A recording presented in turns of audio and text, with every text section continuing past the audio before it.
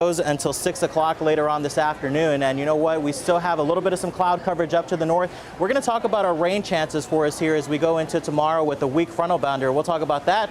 Take a look at the tropics as well. A full look at the forecast is all coming up in just a bit. Mike. All right. Thank you, Juan. Well, the Trump administration has eased up on the ongoing trade war with China. The latest round of tariffs has been put on hold following pressure from American businesses.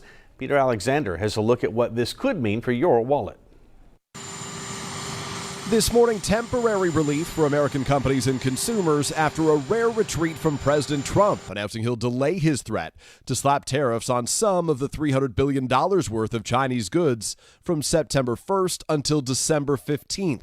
The president, for the first time, acknowledging his actions might mean American consumers pay more. We're doing this for Christmas season. Just in case some of the tariffs would have an impact on U.S. customers. Until now, the president's repeatedly insisted only China would pay a price. The tariffs are not being paid for by our people. It's being paid for by China. It's been proven that our people are not paying for those tariffs. The 10% tariff postponed on popular items, including cell phones, laptop computers, and video game devices, as well as many types of toys, clothes, and shoes. Apple and toy maker Hasbro among the companies publicly opposing the tariffs. The Trump administration also saying some products will be removed from the tariff list based on health, safety, national security, and other factors. The stock market rallied on the news, surging more than 370 points Tuesday, even as some economists warn the risk of a recession in the next year is growing, in part due to this escalating trade war with China. Now, the president has already imposed $250 billion of tariffs on Chinese imports.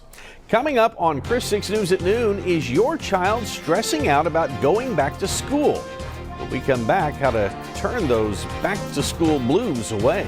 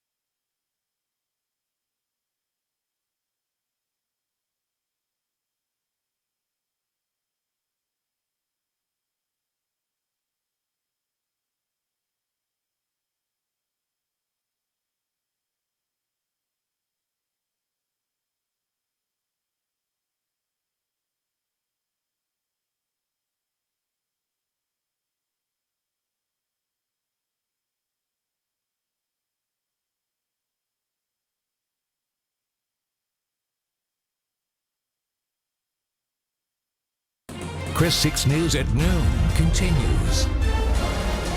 Welcome back, everyone, and a very good Wednesday afternoon to you. The heat continues to be the very big story here, and of course lots of sunshine to go out. It's not a bad day though, but stay hydrated. We're taking a look at our First Community Bank 6 weather bug downtown Corpus Christi. Looking at Corpus Christi Bay, that looks a little refreshing to head out there, but it's already 90 degrees with southeasterly winds at 11 miles per hour. And as I mentioned earlier, we continue to have heat advisories in effect for Nueces, Jim Wells, and down into Claiborne County. That also includes Brooks and Kennedy County as well. That goes until 6 o'clock for heat indices of 110 degrees or greater across the region. So again, use caution out there. Not quite as widespread over the region, but still, the weather story is above normal temperatures are going to continue for the at least for the remainder of the week. Though on Thursday, things start to change just a little bit as our heat dome moves to the west ever so slightly, but that slight westerly movement is exactly what we need to get a little bit, I mean just a little bit, of some shower activity. So we'll call it a straight to isolated showers. That's associated with the weak frontal boundary. I'll show you that in just a second. But as far as the tropics are concerned right now, everything is quiet and there is no tropical development expected over the next 5 days, and that is certainly some good news. There's still a lot of Saharan dust that's out over the Atlantic. This is a big story here. Notice that the H is not sitting right on top of us, so it's not quite as oppressive outdoors, and that's exactly why many locations don't have a heat advisory in place. It's still going to be hot out there, but not quite as hot as previous days. We need some rain desperately, and here's why. These are a look at the rainfall totals for August. Only 0.08 of an inch of rain for the entire year, only 11.59. So we're 5.66 inches below normal for this time of year at this point. Taking a look at temperatures, we're at 94 now, as high as 97 off into the Falfurrias area, but already feeling like 104 here, 108 out at the Naval Air Station, and 100 for our friends out in Mathis, and even up in Beeville, George West, Orange Grove. You folks are still well into the triple digits too. Hourly forecast, we hit an afternoon high of 99 degrees, still plenty of sunshine out there, and by later on this afternoon and evening at the 10 o'clock time frame, we'll be at 85, but not after reaching 99 here and into the triple digits for our inland communities. It'll be a little bit breezy out there today, east-southeasterly about 10 to 20 miles an hour. They calm down just a little bit on Thursday before ramping up again on Friday and Saturday. So the weekend ahead looks very hot, and it also looks very windy as well. Things are quiet here on the satellite radar composite. There's our little weak frontal boundary up to the north of us right now. Notice a little bit of some shower activity up to the north as well. Temperatures behind the actual front, it's 79 in Amarillo. It'd be nice if that was headed in our direction, but unfortunately that's not going to happen. Here's what's going on right now. The heat dome is just to the west of us right now, and as we go into tomorrow, we're going to be on the tail end of this activity.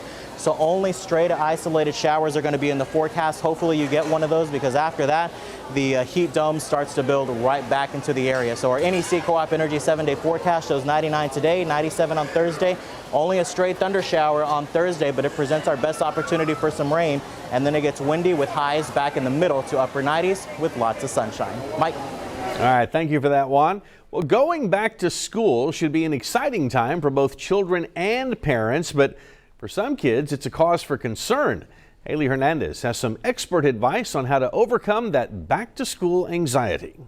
Dr. Alton Bozeman says there are three main reasons kids stress out before school starts. First, social anxiety, like when kids feel bullied or teased by peers. Were they laughing at you or were they laughing at something else? Sometimes when children are very sensitive, they may interpret things as being about them when it really didn't even involve them. For this, parents should teach kids it may be normal joking or teasing, but if you think your child is being targeted, Bozeman says it's best for them not to react.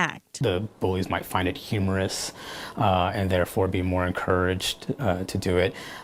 Definitely not encouraging like a fighting back type nature, more as a that doesn't impact me nature, more of a I can ignore that type reaction. If a child feels pressure to make the grade, they could experience performance anxiety. Instead, parents should stress the process. And so what that means is when your children are doing well in school, you want to focus on the process that allowed them to do well. Oh my gosh, you must have studied so well. You always came home and you did your homework. You were very attentive in class, and look, it's showing up on your report card. More so than, oh, you've got straight A's. If a child has more general anxiety, it may be tough to identify, but avoid questions like, are you anxious? And ask specifically, what worries you, to get better insight into their concerns. And experts say that parents should always emphasize school being fun and not stress the academics to a point that kids begin to dislike school. Well, no stress for our next guest. She is our Corpus Christi Animal Care Services Pet of the Week. She needs to be adopted today. Find out how when we return.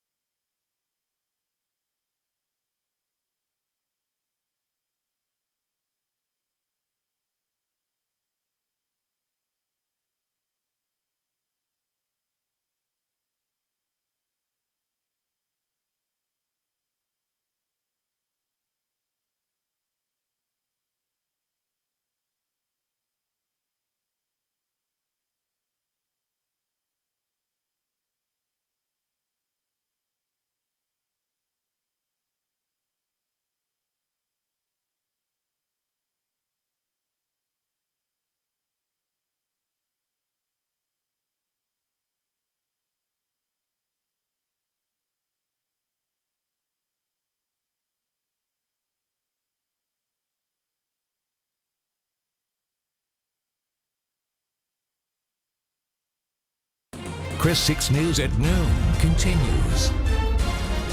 Hey, welcome back. I'm here with my friend Sarah from Corpus Christi Animal Care Services, and it must mean that this is our Pet of the Week day here on The Big Show. So Sarah, let's get right to it. Tell me who you brought with you. This is Sweet Pea. Sweet Pea. She's about 2 years old. She's a Catahoula mix. Catahoula mix. Now, Sweet Pea, she walks in here and she's a good-looking dog when she comes walking in, and you're a little bit intimidated, and then you get to know her and you find out this dog would lick you to death if she had the opportunity. Just a real sweetheart, isn't she? Yes, she's very sweet. Now, you were telling me that she has actually been with you guys for a while. Yes, she's been with us since June. Since June. Talk to me about, on average, on any given day, the number of animals you take in versus the number of animals that leave that are adopted. Is that about the same? Is it a pretty good mix, or how does that work out for you? Well, a lot of the dogs that when they do get adopted, they still need to be fixed, so they won't leave right away. They will eventually leave when they are ready. Yeah. But I would say, we take in roughly about five dogs a day, maybe a little bit more. Okay. And they're not always leaving same day as well. So. Right. Now, is that how you got Sweet Pea? Was she brought in as a stray? Yes, she was brought in by our officers as a stray. Okay, let me get over here for a second, Sweet Pea. She wants to shake, I think. Yes, she does know how to shake. And you told me she knew a couple of commands. Yes. She knows how to shake. So that apparently whoever had Sweet Pea before taught her that. Oh, yeah. She knows how to sit, I think. Yeah. All right, so an easily trainable dog. But again, if you're looking for just a sweetheart of a dog, this is absolutely the one you want to try to go and adopt. Now, if somebody is not interested in a dog, you have other animals, right? Yes, we do have cats as well. We have tons of cats that are wanting homes as well. Okay, so if you're a cat person and not a dog person, then go by and check out the cats. And if you're looking for a dog, but maybe not Sweet Pea, maybe a different kind, give them a call. You never know. They take in all different kinds, and they're always looking to find them great homes just as soon as they can.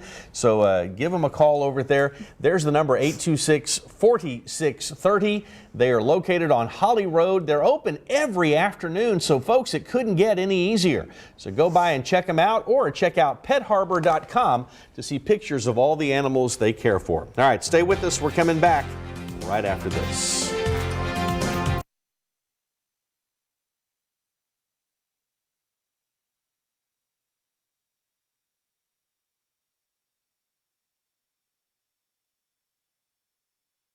Like upside down, Yeah. David, if you can just say your name and count to 10 first. David Loeb. 1, 2, 3. 1, 2, 3, 4, 5, 6, 7, 8, 9, 10. I made him count all the way to 10. I've never heard a guest actually have to go to 10, David. First guess you had